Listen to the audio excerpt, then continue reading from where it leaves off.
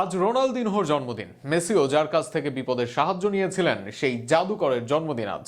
ফুটবলটা যদি সত্যি কোনো শিল্প হয়, তাহলে সেই শিল্পের সবচেয়ে নিখুঁত শিল্পী রোনালদিনহো।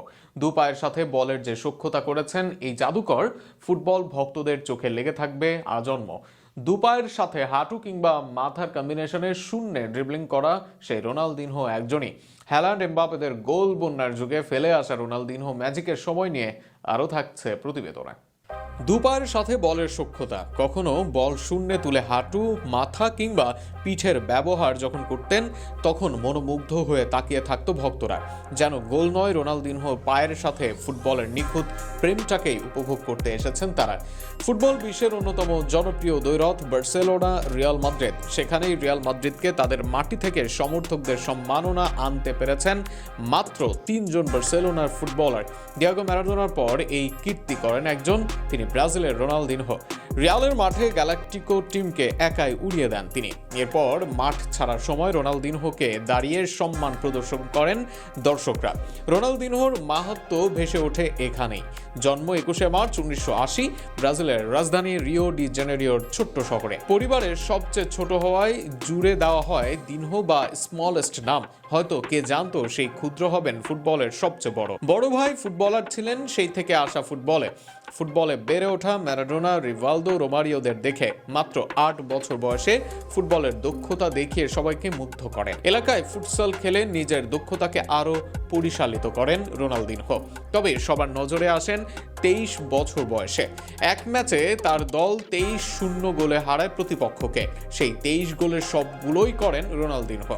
এরপর 1997 ব্রাজিলের হয়ে যুব বিশ্বকাপ খেলে আসেন সব ক্লাবের রেডারে। 1998 থেকে 2001 পর্যন্ত খেলেন ব্রাজিলের ক্লাব গ্রেমিওতে। 89 ম্যাচে 48 গোল করার পর তাকে দলে নেয় প্যারিসের ক্লাব প্যারিস সেইন্ট জার্মাইন। পিএসজিতে এসে নিজের নাম ডাক বাড়িয়ে নেন রোনালদিনহো। এর মাঝেই তাকে নিয়ে কাড়াকাড়ি শুরু হয় স্পেনের দুই জায়ান্ট ক্লাব বার্সেলোনা ও রিয়াল মাদ্রিদের মাঝে। শেষ পর্যন্ত তাকে পায় বার্সেলোনা। এর পরের ইতিহাস সবারই জানা একরকম। ক্রুইফের আমলের পর বার্সেলোনার ঘরে চ্যাম্পিয়ন্স লিগ আসে এই রোনালদিনহোর হাত ধরে। মেসি তো বলেছিলেনই, বার্সেলোনাকে বদলে দিয়েছেন রোনালদিনহো।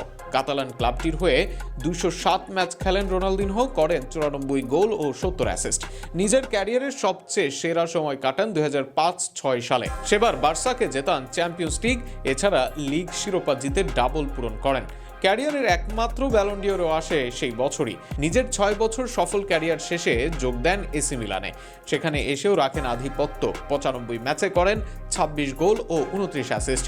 এই ক্লাবের হয়ে একবার জেতেন সিরি আ শিরোপা। এরপর নিজ দেশে ফিরে যান রোনালদিনহো। সেখানে এসেও 2013 সালে জয় করেন দক্ষিণ আমেরিকান মহাদেশীয় কাপ কোপা লিবার্তাদোসের শিরোপা।